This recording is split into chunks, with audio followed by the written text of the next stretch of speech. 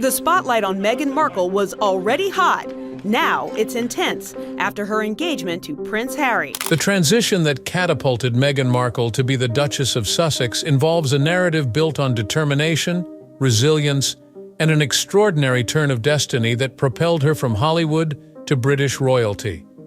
However, over the period she joined the British royalty, her life has been plagued by a series of controversies, some of which came with the claims from employees that they were being bullied.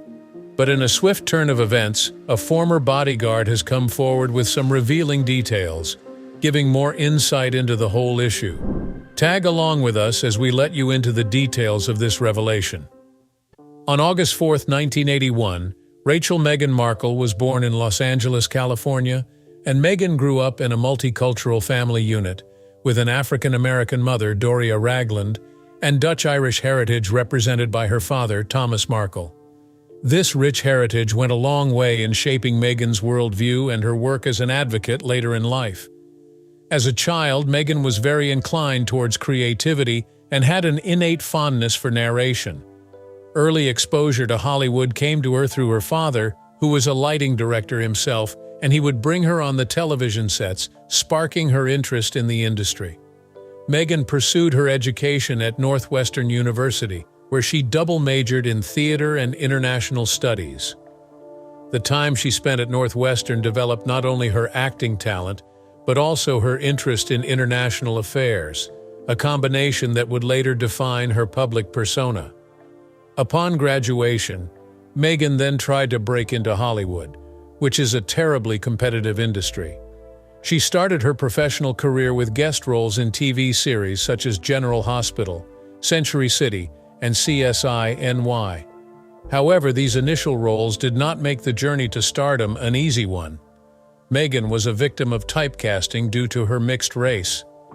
Her big break came in 2011 when she landed the role of a paralegal-turned-lawyer, Rachel Zane, in the legal drama Suits. The role clicked with audiences and gave Meghan a chance to showcase her talent, which gained her widespread recognition. Suits went on to become a critically acclaimed series, and Meghan's portrayal of Rachel Zane made her a household name. In her years on the show, she had also been working on a parallel career as a lifestyle blogger, running a website called The Tig. The now inactive blog served as a medium for Meghan to write about food, travel, beauty, and fashion, but she also used it to express her passion for social activism. As Meghan's Hollywood career took off, so did her humanitarian efforts. She became a global ambassador for World Vision, working alongside organizations such as the United Nations Entity for Gender Equality and the Empowerment of Women. Her activism has covered different issues from clean water access and gender equality to education for girls. In this manner, Meghan was different from many celebrities because her success as an actress was matched by her devotion to philanthropy, thus making her glamour and substance personified in the eyes of the general public. Her life-changing moment was, however, in July 2016, when a mutual friend blind dated her with Prince Harry. Neither Meghan nor Harry knew much about each other, but the two hit it off instantly. Both of them have spoken in interviews about how they quickly realized they were onto something special. It was on humanitarian causes that they found a shared bedrock of values, forming the base of their relationship. Despite their very disparate backgrounds, Meghan and Harry had quite a lot in common. They both lived under the harsh spotlight of scrutiny from the public eye since childhood. Their courtship was rather low-key, with Meghan continuing her acting career and Harry tending to his royal duties. But by the latter end of 2016, news of their relationship broke, and all hell started breaking loose. Meghan was bombarded with intrusive coverage. A lot of it had racist and sexist undertones. The intensity of the attention forced Prince Harry to release an uncommon public statement, reprimanding the media's treatment of Meghan, an unprecedented step that underlined how serious their relationship was. In the wake of this scrutiny, Meghan and Harry drew closer to each other, with Meghan beginning to wind down her Hollywood career in order to focus on their future together. In 2017, she announced that she was leaving Suits, marking the end of her acting career. Around the same time, Meghan also shut down the TIG and began to step away from social media, paving the way for a shift of priorities as she prepared her life to join the royalty.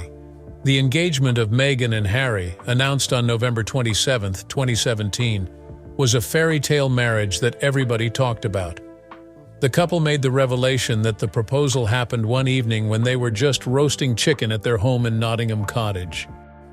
Harry's decision to design a bespoke engagement ring, complete with diamonds from his late mother Princess Diana's collection, was a touching gesture that symbolized Meghan joining his family's legacy.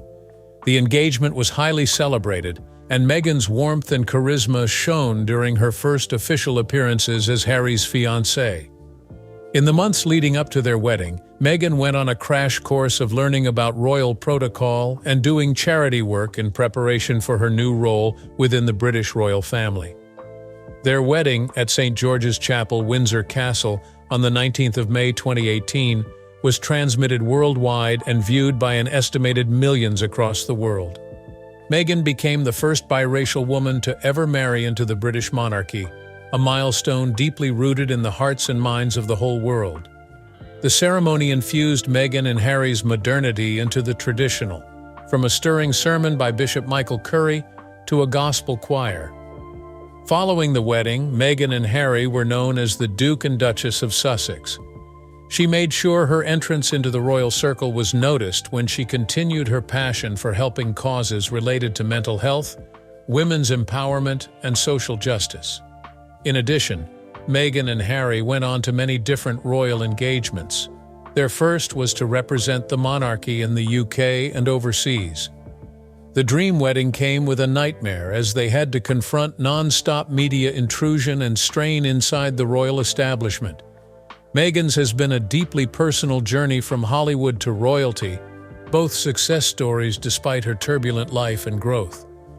It has mirrored her personal achievements but also an enabling capability to battle challenging situations with dignity and steadfastness. Her life story, interwoven with that of her husband, Prince Harry, is one of the strongest modern-day love transformation stories. Both brought authenticity and a sense of purpose into the world's gaze in redefining conventional concepts of royal life that nobody quite seems to have imagined earlier. Meghan Markle's journey from being an actress in Hollywood to a Duchess of Sussex really stole the attention of the world. But her transition into the life of royalty was very far from seamless. Despite all the fairy tale romance that brought her and Prince Harry together, Meghan found herself caught in a web of relentless criticism.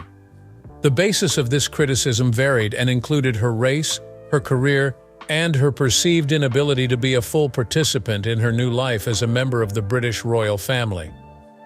Scrutiny from the media, pressures from society, and controversies arising during the time she spent as a royal created an environment that was both challenging and polarized. Ever since she began her romance with Prince Harry, Meghan was bombarded by the media, much of which had undertones of racism. Being the first biracial woman to break into the largely white British royal family, while a milestone, soon found Meghan as a ready target of racist comments and headlines. While the notorious sensationalistic British tabloids hounded Meghan on every avenue that called attention to her heritage. Articles made disparaging remarks about her upbringing, her mother's dreadlocks, and even her Los Angeles roots. Comparisons were often drawn between Meghan and Kate Middleton, where Meghan was shown as being uncouth or attention-seeking, while Kate was celebrated for decorum. These double standards are reflected in the ways in which the media spoke about similar behaviors from the two women, with Meghan usually coming off worse. Another controversy was linked to Meghan's career as an actress. Before meeting Prince Harry, she was a working actress in Hollywood, most famously on the legal drama Suits, in which she played Rachel Zane. But her acting history, which included Hallmark movies and small parts in films, wasn't good enough or sophisticated enough for those who believed it fell short of the dignity of a royal. Even accusations of being a social climber were leveled against her. with voices saying that she had chased Prince Harry just to be famous and well-connected. Such accusations conveniently ignored the achievements Meghan had made as a self-made woman who rose through the ranks in an exceptionally challenging industry. Criticism mounted with the announcement of Meghan and Harry's engagement in November 2017. Although many hailed the union as symbolic of modernity and inclusivity, others questioned whether Meghan would be able to fit into the very strict traditions of the monarchy. Being an American actress and divorcee, her background was miles apart from the mold of a typical royal bride. Another American divorcee, Wallis Simpson, had famously forced King Edward VIII to abdicate the throne back in 1936, but Meghan's case was different.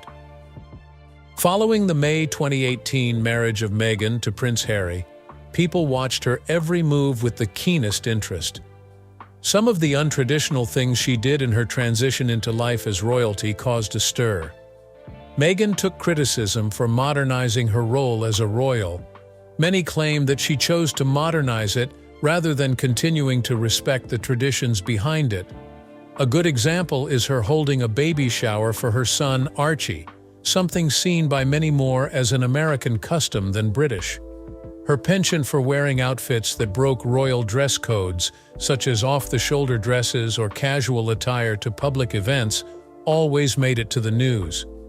Also, when Meghan and Harry welcomed a son named Archie in May 2019, they faced new criticism. The couple had kept the birth private and afterward hadn't announced Archie's godparents right away. To some, these omissions represented a betrayal of the royal tradition of transparency to the public. She was also criticized for not taking a picture on the steps of the hospital immediately after birth, like Princess Diana and Kate Middleton. Because this was Meghan's own private decision, it felt for many like a dig toward the royal family and tradition. Furthermore, Meghan and Harry also received criticism over the way they spent public money. The renovation of their official residence, Frogmore Cottage, costing British taxpayers £2.4 million, was an outrage to many. The couple reimbursed the amount after giving up the titles of senior royals, but the damage to their image was already done. Meghan's involvement in this financial controversy added more fuel to the fire of allegations that she was out of touch with the responsibilities of being a royal. Other contributory factors were her strained relationships with the royal family, which made it impossible for Meghan to completely fit into her new life. Speculative stories of a rift between her and Kate Middleton, and tensions between Prince Harry and Prince William, dominated headlines. While some of the stories were merely speculated, others pointed out cultural and personality differences as contributing factors. More often, she had been made to appear as one who was difficult to work with, even in conflict with the palace staff, and thus tagged as difficult. Probably the biggest controversy, however, came in January 2020, when Meghan and Harry announced their intention to take a step back from the senior ranks of the royal family. A move quite expected by nobody and seen at the time by many people to be a case of Meghan not fitting in. In interviews, Meghan and Harry blamed media scrutiny and a lack of support from the royal institution as major factors for their quitting. Meghan shared that she suffered mentally within the circle of the royal family and had even thought about suicide, though nobody helped her. This she let slip in the bombshell interview with Oprah Winfrey back in March 2021, which painted vivid details of what she was going through behind palace doors. The Oprah interview brought other controversies too, like that of racism within the circle. Meghan and Harry also let slip that one of the royals had shared their anxieties over what the color of their then-unborn baby boy Archie could be. The shocking claim widened the breach between the couple and the royal institution further, polarizing opinion in one direction or another.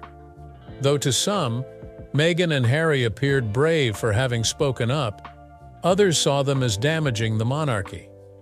Meghan also had to deal with accusations of her bullying former palace staff. In March 2021, weeks before the Oprah interview, it was announced that Buckingham Palace would be investigating those charges. Meghan denied the charge through her representatives, calling them a calculated smear campaign against her.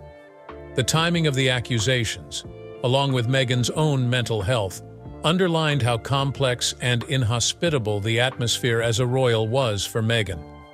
Notwithstanding all these trials, Meghan has remained keen in her advocacy work.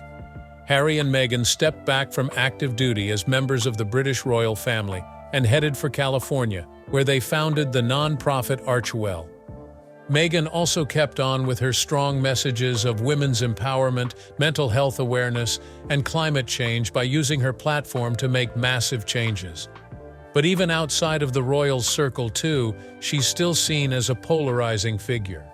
While many celebrate her resilience, others question her motives. The former Duchess of Sussex has consistently been accused of being a bully to such an extent that several former staff have come out to give details of their dealings with her. These accusations are the #1 source of controversy associated with her persona. The most high-profile claims to emerge came from her personal assistant, Melissa Tubati, who quit after 6 months of service. The suggestion is that she quit because the job was really demanding, considering the pressures attached to working for the Duchess. As a matter of fact, one female royal protection officer quit within that time too, feeding speculation about Meghan's relationship with her staff.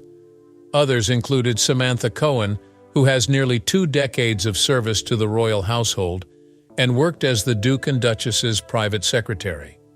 According to sources, Cohen was among the officials interviewed during the internal review into the bullying allegations that were brought against Meghan.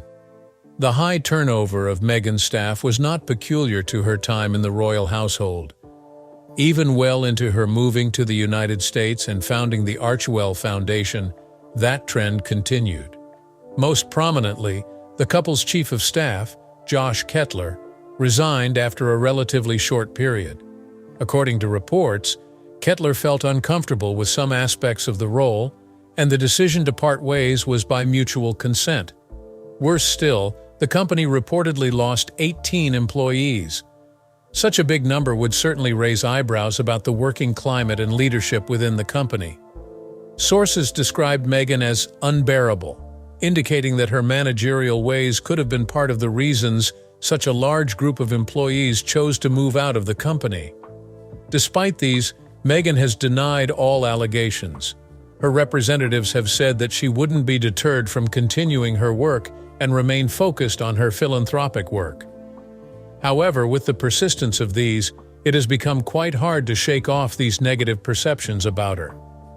An internal investigation into the bullying claims by Buckingham Palace never resulted in a public report, which only led to more speculations and debates.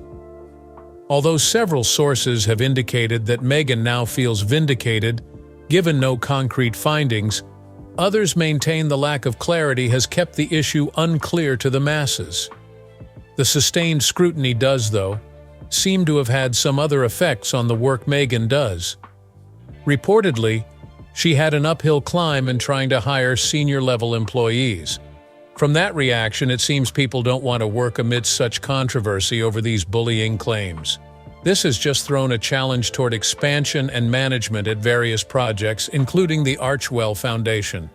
Aside from the staffing issues, the accusations have also had an impact on public opinion. While Meghan still has a committed fan base, the barrage of bullying claims has divided public opinion about her. To her critics, the allegations expose a pattern of behavior at odds with the public persona of compassion and advocacy, but to her supporters, they are baseless accusations, motivated by bias and misinformation. The media also have a role to play in amplifying such allegations. Sensationalist reporting and repetition of hearsay kept this bullying narrative alive. This created an environment where, despite the lack of concrete evidence, the allegations continued to resurface from time to time and did not allow Meghan to move on with her life beyond this controversy.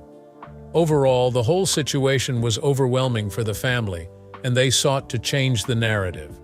The non-stop reports of people moving on from her inner circle, both within the palace and outside, have fed this stubborn narrative of her as a bad boss. Although she has denied this and no public findings have emerged from internal reviews, It is one of the most known aspects of her public life. Maintaining transparency regarding these allegations, in addition to creating a happy work environment, can be the aspects Meghan might hope would serve to tone down the current criticism in an effort to change people's perception of her. When Meghan Markle and Prince Harry announced in January 2020 that they were stepping back from royal duties in a move popularly described as Megxit, the couple moved to North America, settling down in Montecito, California. What was being tagged as the urge to run away from non-stop scrutiny in the UK further served only to boost the public and media interest. The call for financial freedom and a life away from the constant glare of public and press eyes had attracted support from a section while drawing criticism from other quarters, given how unusual the move was. Accusations that Meghan had bullied palace staff when she was an active royal again emerged in March 2021, before the televised interview with Oprah Winfrey. The reported incident came from an apparent October 2018 email written by Jason Nauf, then the couple's communications secretary, saying Meghan drove out 2 personal assistants and undermined the confidence of a third. These allegations, though several years old, are finding a new life in the light of the couple's move and in comments recently made public. However, in the midst of these relentless accusations, some who have had the opportunity to work closely with her have spoken up for her and present accounts quite to the contrary of negativism. Steve Davies, the one-time royal aide and personal protection officer to the Duchess, has been among the most vocal in her defense. Davies described Meghan as a warm and kind-hearted individual who treated her staff with respect and dignity. He spoke of how Meghan would go out of her way to look after her team, personally ringing staff when they were having a hard time. Davies made a point of stressing that Meghan was supportive, if anything, and really created a very positive work environment. Asked if he would consider working for the Sussexes again, Davies said he would welcome the opportunity to serve them in any capacity, adding that he believed in their integrity and character. Ben Browning, who worked with Meghan and Harry on their Archwell Productions projects, also had some redeeming insights to offer. Browning is an experienced film producer and spoke about Meghan's professionalism and collaborative spirit. He mentioned that though she came with boundless energy and a clear vision for each project, she kept herself open to feedback and was very appreciative of the contributions of others.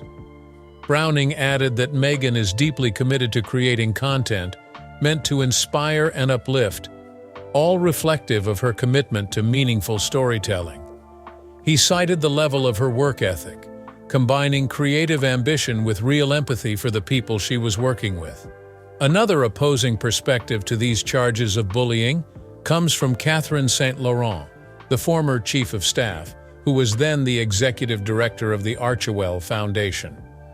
St. Laurent has stayed on as an advisor since she stopped being chief of staff and referred to Meghan as an incredibly talented and motivated individual who has a deep passion and commitment to doing good in the world. St. Laurent explained that Meghan brings good energy into causes. That extends, she says, to compassion toward her support team, a way to drive collaboration and respect. She went ahead to refute all the claims of a toxic work environment, citing that the time spent working with the family was rewarding and truly inspiring her to the core. Despite the testimonials, Meghan has not been able to get a complete break from the charges of bullying. Much has been left to that charge, magnified by the media, along with the palace's refusal to make public the findings of its internal review. Critics say this secrecy of the report has denied Meghan an opportunity to defend herself, while supporters are saying the continued focus on baseless charges is distracting attention from the couple's philanthropic efforts and causes. On the other hand, the California relocation came complete with a slew of highly publicized projects, multi-million-dollar streaming deals, and the establishment of the Archewell Foundation. While these were all supposed to cement their financial independence and give a bigger voice to their philanthropic efforts, they also attracted unwanted attention. Whereas critics felt this was a couple who spoke of privacy, yet made the most public of pursuits. Supporters viewed the move as the logical and continued evolution of people seeking to use their position in popular culture to effect positive social change.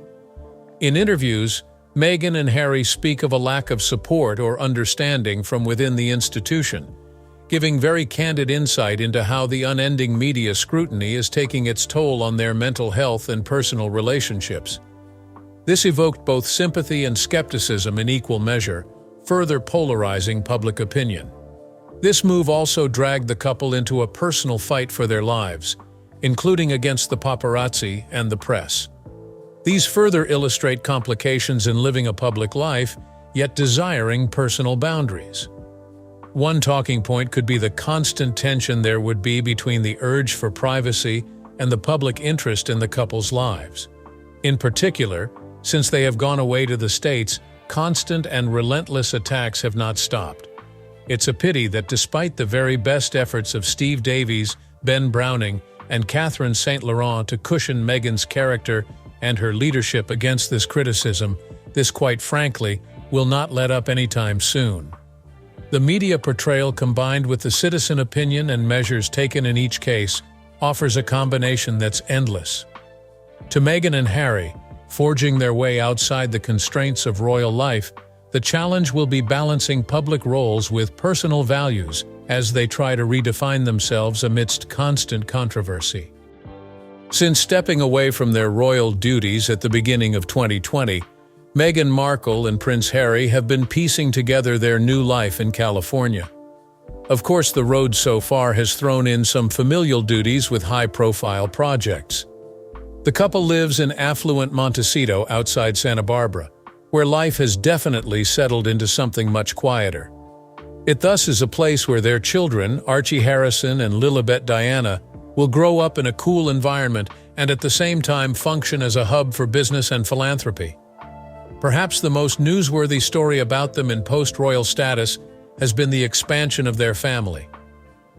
Meghan delivered their second child in June of 2021, Lilibet Diana Mountbatten Windsor. Named after Queen Elizabeth II's family nickname and in honor of Princess Diana, Lilibet's arrival marked a joyful chapter for the Sussexes. Also, the couple is not behind in working for their creation called Archewell Foundation, which is focused on humanitarian grounds including mental health and community support. Meghan and Harry brought this partnership with the biggest organizations into causes that have gone into focus, like vaccine equity, racial injustice, and awareness about mental health. The work further extends into the creative field too, through the signing of Archewell Productions into lucrative deals with streaming platforms like Netflix and Spotify. These partnerships gave the couple a free hand to experiment with storytelling in recent years, using the likes of the documentary series Heart of Invictus to depict the resilience of wounded veterans. Aside from what she does through Archewell, Meghan has also made incursions into the world of letters, including the publication in 2021 of a children's book inspired by the relationship between her husband and their son, Archie. Most of the reviews received by the book spoke both to its narration and to its inclusive illustrations. She has also kept an unrelenting pace on issues close to her heart as an advocate, including such things as gender equity and female empowerment. Harry and his wife have remained in the limelight through various interviews and public appearances since leaving the employ of the royal family. Of all the interviews, the 2021 with Oprah Winfrey stirred a lot of controversies. That interview shed light on what the couple went through at the hands of the royal family. In a larger context, this interview facilitated discussions on mental health and racism, besides the dynamics institutionalized on boards that enlisted the duo as agents of change. Meghan and Harry do have their critics too, although their fan base seems to be increasing across the globe. Meghan and Harry are parents who inculcate strong values into their children. The two reportedly are hands-on parents and often are seen on family outings to make memories in their home in Montecito. Largely, the lives of Meghan and Harry since leaving the palace have represented a conscious effort toward family, independence, and making a difference. It was a transition that released them into pursuing personal happiness while continuing to support causes that resonated with them, with their influence reaching far beyond the confines of royal duties. And that will be all for this video, and see you in the next one.